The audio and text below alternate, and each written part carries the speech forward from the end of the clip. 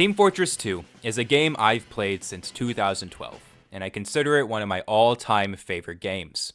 With nearly 2,000 hours in the game, I have seen pretty much everything, from friendlies to brainless pyros and the occasional 600 IQ engineer. This game is chock full of content and memorable experiences that always has people coming back to play it. But there's one aspect about TF2 that always gets people to return: the classes. Mastering a single mercenary in TF2 is a large undertaking. You will have to learn the class inside and out if you want to be top dog in your server. And mastering every class is almost impossible. Hello everyone, my name is Desi, and I've played a lot of Team Fortress 2, but I never fully learned any of the other classes outside of Scout. I've played this little twink Boston Germa boy for about 1,000 hours, and I consider myself pretty good at him. Then I stopped playing the game consistently for about 4 years when Overwatch came out, and well, we know how that's going. But recently I've gotten back into TF2, and oh boy, am I rusty. Fully returning to the game made me realize that my skill with the other classes wasn't that great. I don't think I'm horrible on certain classes, but there's a lot to be desired looking back at my gameplay videos. So, I thought it would be fun if I did a series where I went through every single mercenary in the game and did my darndest to get as good with them as possible. In this series, I am calling Class Journeys, my own personal experience relearning TF2. So let's get right into it. Firstly, let's talk about the rules. First, I must play the class I want to master for at least 3 weeks. Yeah, that seems if about I think right. I need more time, we'll bump it up to 4. Now, this doesn't mean only playing this class no matter what. Thanks for that, If the Tucky. team needs me to swap off, I will swap off to play something else. But, if given the opportunity, I will play my designated class. No worries. Second, I need to actually learn this class. I can't just willy-nilly mess around in a pub trying to get silly frags. I need to try and learn. I will be identifying personal speed bumps I hit while playing the class and working to try and overcome them. Finally, Bloody hell. I need to get a godlike kill streak at some point with each class. Nah.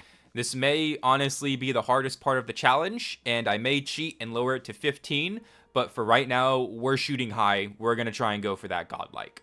So, what will be the first class I try to master in this game?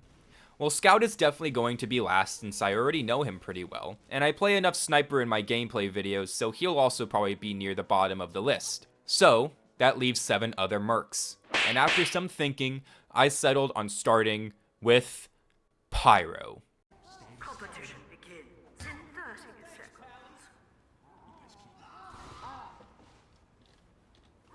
Pyro is one of my least played characters in the game, and they're one of my worst performing classes. I just kind of jump into enemy gamers, spamming my fire hoping I get a kill, but nothing ever really comes out of it. So, I took it upon myself to learn this mysterious, gas mask wearing pyromaniac. Let's get right into it. The first 4 days went a little something like this.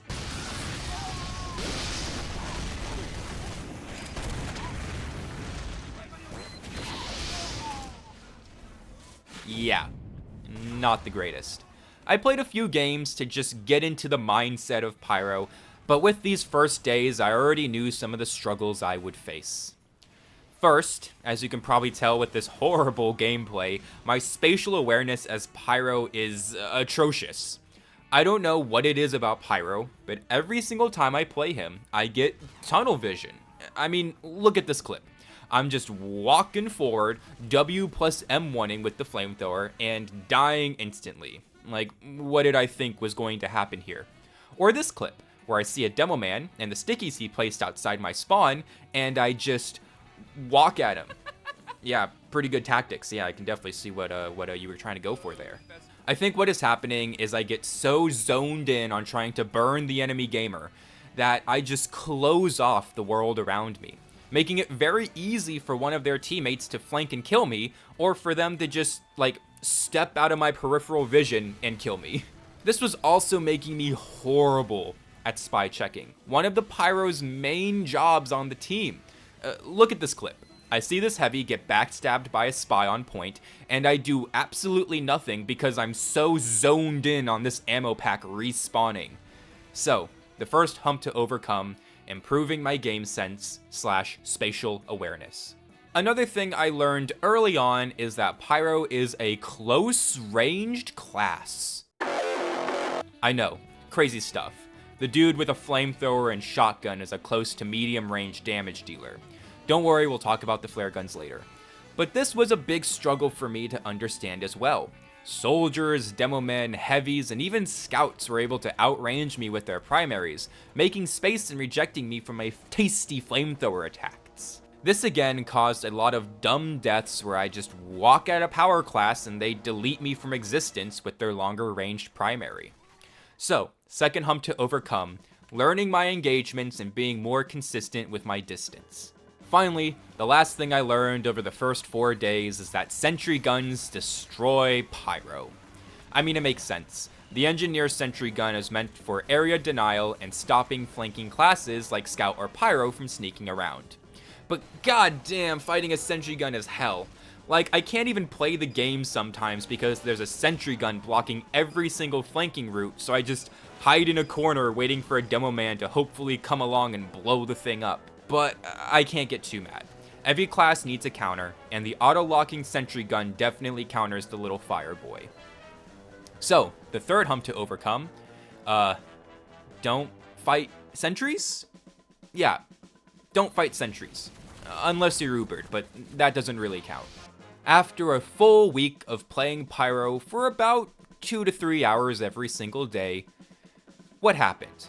Well, near the end of the week, I was already doing substantially better than I expected. While I wasn't top scoring or dominating every single server constantly, my personal understanding of the class grew substantially. I was more aware, overextended less, and was much more consistent with my engagements. Also, I just learned to avoid sentry guns like the plague. My best game of the first week was this Badwater match, where I went 40-8 with 3 dominations.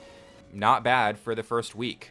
I didn't get a whole lot of gameplay for the end of the week, but my overall skill was getting better, and I chalked down a few points to discuss at the end of the video.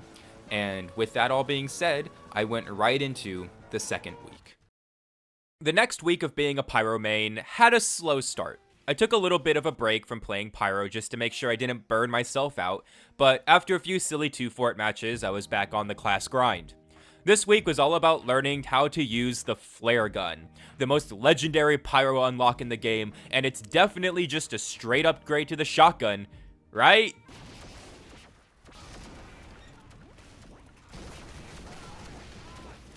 Yeah, I sucked at aiming the flare gun. I would always miss my shots by just a few pixels. It was funny. I was able to hit non-burning players with the flare gun just fine, but the minute that enemy was on fire, my aim just disappeared. So my first task for the second week was to try and improve my aim with the flare gun. But my second issue caught me by surprise. What is something that you're noticing in all of these clips? Did you see it? It's my weapon swapping. My weapon swapping is bad. I'm going to admit it, I am a sinner. Most of the time when I'm playing TF2, I use the scroll wheel to swap between my weapons instead of 1, 2, 3 on the keyboard. It's just a piece of muscle memory that stuck with me in all FPS games, and unfortunately this muscle memory was being a detriment to me. As in intense firefights, I just panic scrolled to play the lottery on which weapon I was going to land on. It's funny, I never realized how bad my reflexes were with weapon swapping until I played Pyro. But I think it's because the other classes I mainly played didn't require a ton of weapon swapping. For example, I play a lot of sniper, and you're basically never swapping off the sniper rifle unless a scout's bomb rushing you, and even then it's easier to just hip shot him for 50 damage than swapping to my melee. Pyro is a class all about combining weapons to eliminate targets. The flamethrower is good for just charging at people, W plus M1, but it's also just a great setup tool for your other weapons. Set a dude on fire with a quick puff, air blast him so he can't move, and then crit him with the flare gun or the extinguisher. Get the drop on the enemy with your flamethrower, and when he moves out of flame range, swap to a shotgun and then try to chip him down, hopefully letting Afterburn kill him. air blast a dude into the water, and then smack him with a neon sign. Pyro is all about combining weapons. So learning how to combo and swap your weapons more efficiently was essential. So, after about a week of playing with the flare gun, I realized I didn't like it. Now again, I sound like a sinner. How can you not like the flare gun? It deals crits against burning players, gives Pyro some range, and even reloads when you're not using it. You must be a bad player. Now, please, show me mercy. The flare gun was fun to use, no doubt, and landing fat crits on people with this weapon was satisfying, but it just didn't suit my playstyle. I was finding more success with the panic attack, so after a few days of going flare gun mania, I swapped back to the panic attack. Now, by no means is this me trying to say that the flare gun is a bad weapon. The flare gun's a very, very good weapon. It crits burning targets, which is great for puff and sting, and again, it gives Pyro a little extra range, so you can, snipe snipers off in the distance. But I gotta admit, the shotgun was just way more reliable, and I was getting way more frags with the shotgun than I was the flare gun. So, what happened at the end of week 2? Well, my weapon swapping got much better. Now I wasn't freaking out as much in combat, and I was actually switching to the proper weapon for the proper situation. Well, most of the time. But week 2 didn't have a whole lot going on. It was mainly just me refining my playstyle and learning more game sense as the Pyro. I was also trying out a couple different weapons. It wasn't just the flare gun, it was also the degreaser as well. And the degreaser's fun, but again, I was just more comfortable with stock. So after a very boring, not super exciting week 2, where it's just me playing a lot of Pyro to just nail down the muscle memory as the class, it was time for the final week. This was the week. The week where all my training as a Pyro main would finally pay off, as I dominated every server and got godlike killstreak after godlike killstreak. This was the moment we've all been waiting for, where I destroy the...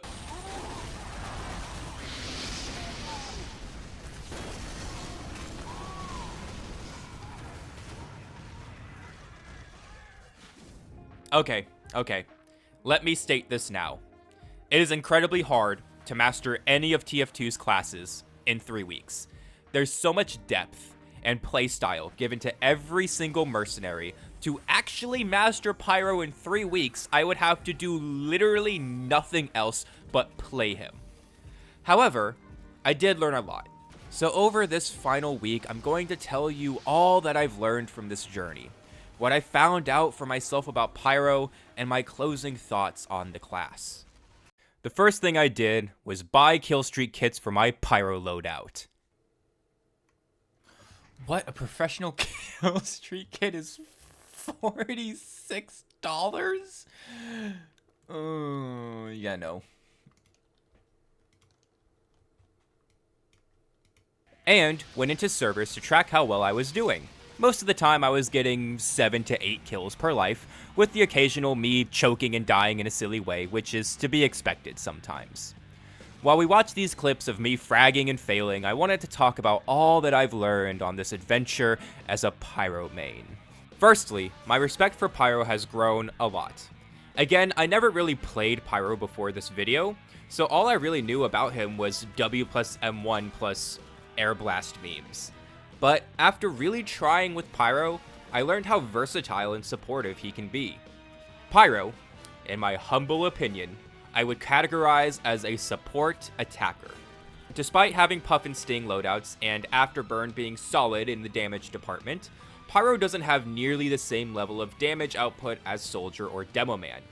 Pyro can definitely lay waste to the enemy team with some smart flanking and good aim, but he isn't a power class.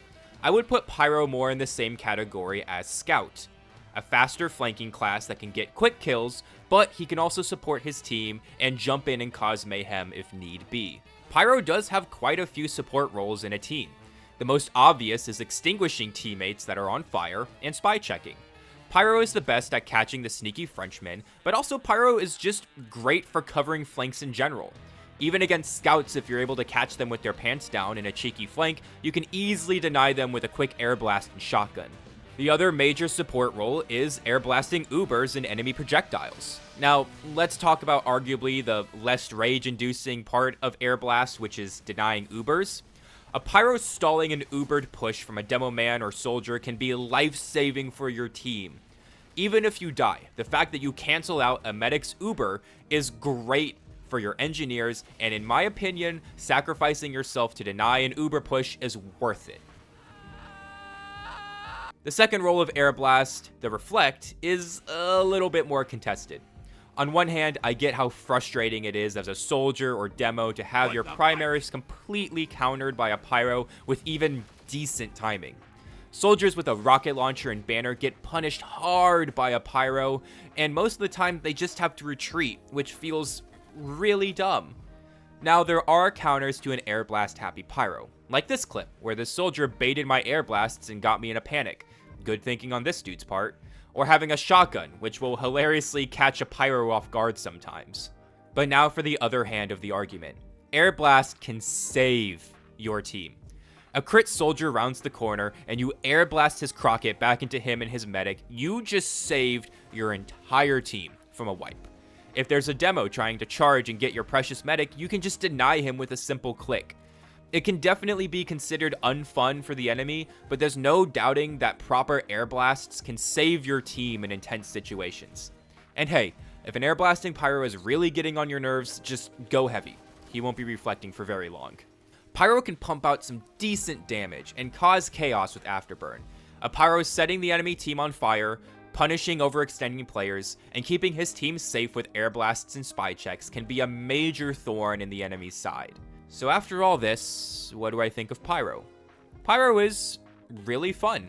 I get why Pyro mains exist now. It's so fun to combo a guy with a 1-2 punch, getting sick reflex feels awesome, and catching a poor spy gives me a sadistic rush that no other class can give me. Pyro at first seems like a low skill ceiling class. W plus M1 definitely feels cheap sometimes, and there's the Flog, which we know the stereotypes that surround that weapon, but broadening your views on the class can unlock many new exciting playstyles. Reflex, flare gun crits, 1-2 punch weapon combos, rocket surfing, the Pyro has a wide variety of fun, cheeky things you can pull off during a match.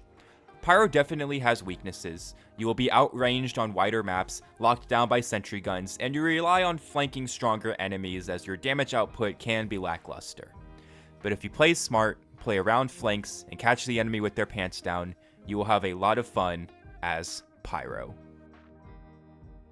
Also, one last thing before I end this video, that 20 kill streak, yeah, I never got it.